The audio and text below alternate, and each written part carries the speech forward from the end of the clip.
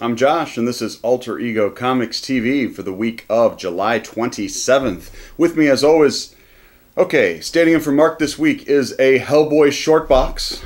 It's a terrible, terrible thing to run a comic book store, but it holds way more comics than Mark. And the last time I checked, Mark did not have awesome Mike Mignola artwork all over him that I'm aware of. I don't know about those things. Mark will be back next week. He's off at a convention this week, but he sends his love and regrets for not being able to be here with you. But let's get off to an awesome, just ridiculously awesome week of comics. I was amazed at the number of books that came in this week and the quality and number of them that were awesome. I'll say awesome one more time.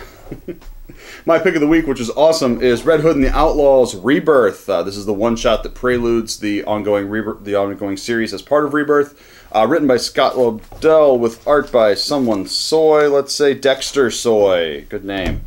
And this was excellent. This is exactly what a Rebirth book should be. It gave you all of the information you need if you've never heard of Jason Todd, but it also had a lot of very cool moments for those of us that have been fans for years.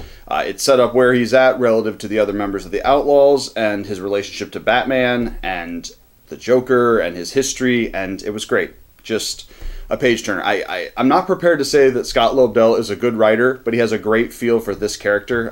His run on Red Hood and the Outlaws in the old New 52 universe was really good, and it's just a fun Bat book with sort of the trappings of the Bat universe with a slightly different moral center because Jason is not Batman. And one of the things that this book does a good job of pointing out is why and how he's not like Batman. So a great check out this week, Red Hood and the Outlaws Rebirth. Over on the Marvel side of things, we've got Old Man Logan number 9. This is the start of a new story arc. I think it's the 4th story arc in the series. And might be the 3rd story arc in the series. But it does what all great Wolverine stories do. It takes Wolverine back to Japan. Written by Jeff Lemire with art by Andrea Sorrentino. Old Man Logan has had some bad stuff go down. Lady Deathstrike and the... I want to say the Ravagers. Not the Ravagers. Those are the guys in space. The crazy metal people from the X-Men universe that are jerks. Marauders. Maybe? Doesn't matter. Brought all hell down on Wolverine's life in the last story arc, basically destroying any chance he had at peace. And so he's come to Japan in search of vengeance or in search of stopping them. He takes on the Patch persona, which is a classic Wolverine in Japan or Wolverine in Madripoor type deal. And it's great. Sorrentino's artwork is amazing. Lemire's writing is great.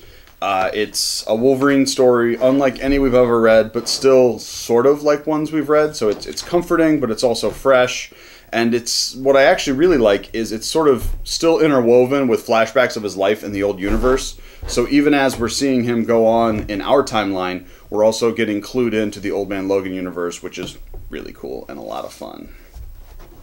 DC Rebirth continues with Batgirl number 1, written by Hope Larson with art by Raphael Albuquerque, I believe.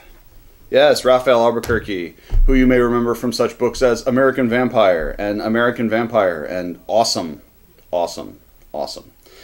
This is a great Barbara Gordon story. Basically, Babs has had more changes in the New 52 across the course of the books than a lot of the other characters. And we see her now. She's running a startup company that makes plenty of money, and she's taken the opportunity to kind of get over some of the bad stuff that happened to her at the end of the last story arc and go on walkabout. Currently, she is in Japan, China? She's somewhere in the Asia, Okinawa. She's in Japan. And she's specifically here because she's interested in a superheroine, essentially. Someone who was fighting crime as a masked person a very long time ago and seeing what she can find out about that. But she also runs into an old friend from school and from her life previously. Hilarity and adventure ensues. Just a great, fun superhero romp. Again, this takes off from and kind of references events of the New 52 series. You don't need to know any of them. Barbara Gordon is Batgirl. That's all you need to know to read this book and enjoy it. And, of course, Albuquerque's pencils are just 8 kinds of awesome. Good work, Raphael. Over on International Iron Man, we've got issue number 5 from Marvel, written by Brian Bendis with art by Alex Maleev. And this is sort of, I'm not going to say it's the ultimate reveal, but it's a possible reveal. The whole idea behind International Iron Man is twofold. One, it sort of tells a story of kind of Tony's, an early relationship, I don't know if we can call it his first love, but an early relationship he had, and which is sort of shedding light on his relationship with his father. But it's also about Tony in the present trying to find out who his parents are. It was revealed, 2 years ago almost, in the Tony Stark series, or sorry, the Secret Life of Tony Stark, I think is what the arc was called, in the Kieron Gillen Iron Man book, that Tony was adopted, and so now he's off in search of who his parents are. By the end of this issue, we can find out who one of them is. I would assume sooner or later we'll find out who the other one is. But it's good. Bendis has a real knack for writing Tony Stark. It's dialogue heavy, but it's really enjoyable.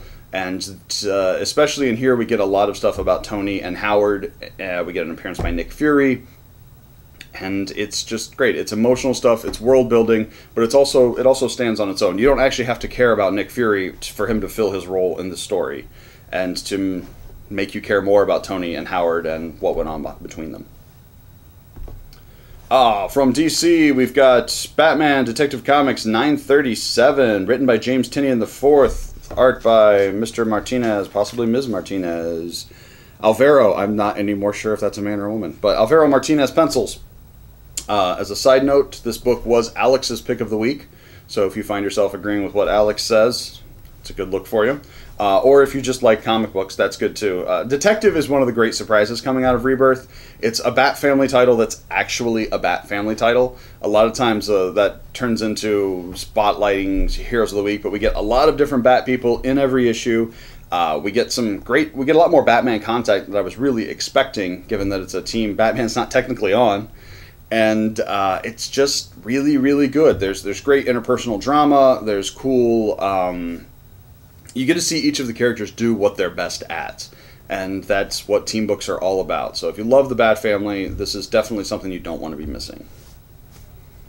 And last up, from the 1-2 punch of Dark Horse and IDW, we've got Predator versus Judge Dredd versus Aliens. Written by John Layman with art by Chris Mooneyham. And by the time I read the title, you knew if you wanted to buy this book or not. It's quite good. Layman has a real gift for picking exactly what needs to be talked about in a licensed book, because you don't have to do a lot of setup. If you put a dude in there with the helmet on and the badge, it's Dredd. You don't have to tell people who Judge Dredd is. They probably know who he is, or they didn't bother picking up this book. And the same thing with the Aliens and the Predators. It allows them to get just straight to the action, straight to the story. We start kind of in the middle of things. It doesn't waste time with exposition that everybody already knows. So really, really cool book to check out if you like any of those properties involve Predators, Aliens, or Judge Dredd. I think you'll enjoy it.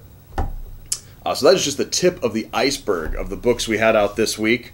But we're going to move on to answering some questions from viewer mail. Guy DeAndre 6. I'm sorry. Guy DeAndre. DeAndre. I apologize, Guy. Can anyone tell me if the Star Wars books have an ending, or if it's just going on indefinitely? Right now, the core Star Wars book for Marvel is going on indefinitely. It's an ongoing series. Vader was initially an ongoing. It's actually going to be ending at 25. Every other Star Wars book is a miniseries or a short series. They've been cycling through several of them. But as of right now, the main Star Wars book will go on until the stars burn out, or until Marvel reboots it in 6 months with a new #1. We've just got all the Star Wars questions today. Dear Alter Ego Knights, I want to start reading Star Wars, but there are so many books. I've watched all of the movies, and that's it. Where should I start? Also, how do I stop making accidental babies with my wife? I'm glad you came to me for this. This is my area. Star Wars, that's what I mean there. Sorry, the person that asked that question is Rudy Belani. Well, Rudy, the beauty of the Marvel reboot of Star Wars is you don't actually have to read anything. Pretty much every book is self-contained. I would recommend starting with Star Wars because it follows the main if you can tell, you'll be able to tell after an issue or two if it's what you're into. It's written by Jason Aaron, and it's fairly awesome. So in general, everyone who likes Star Wars that I've talked to likes it.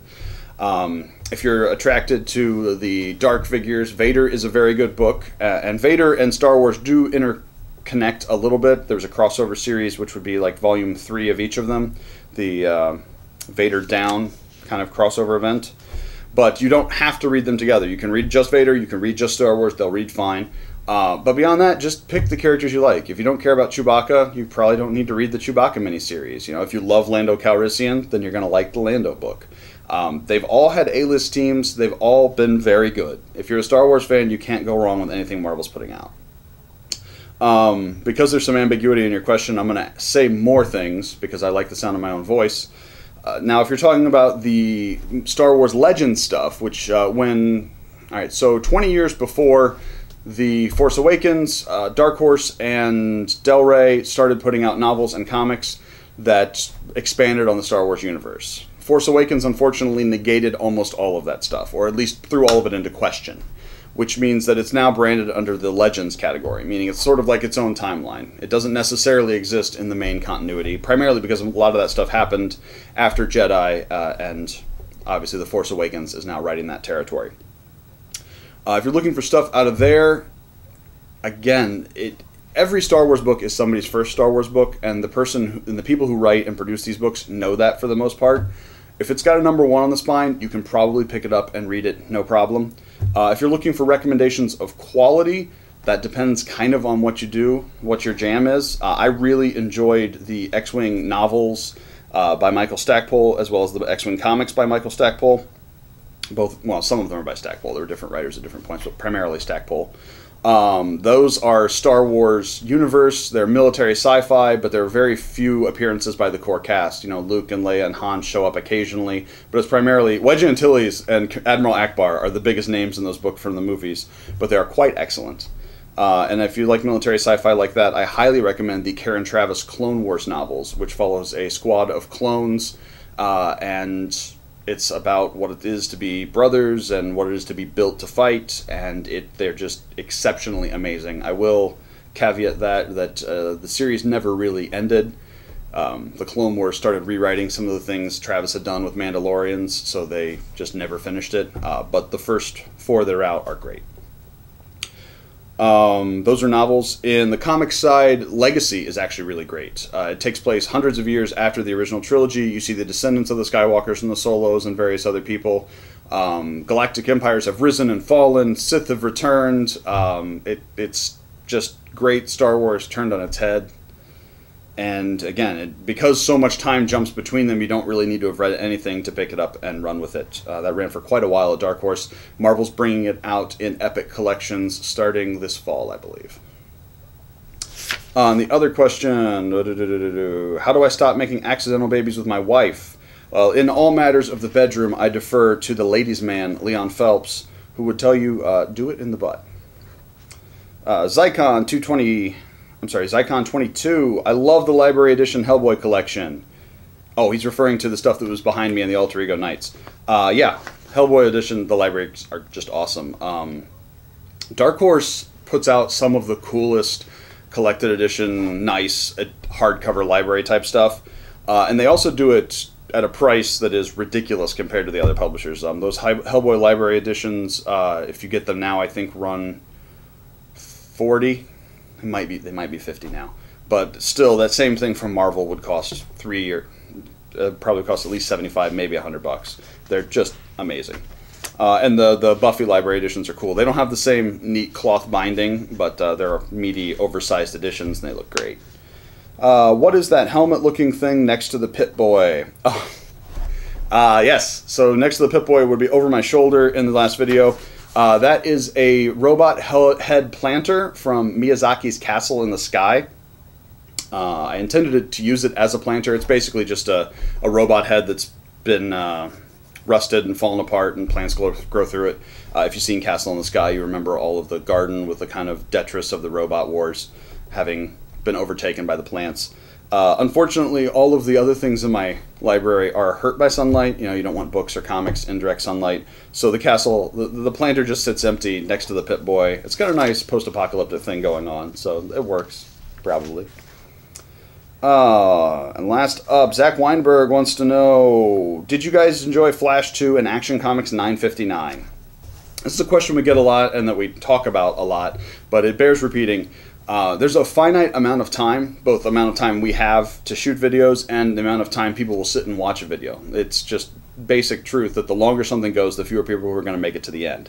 So we can't talk about everything we like every week. Sometimes we try, and generally we fail to get it all in.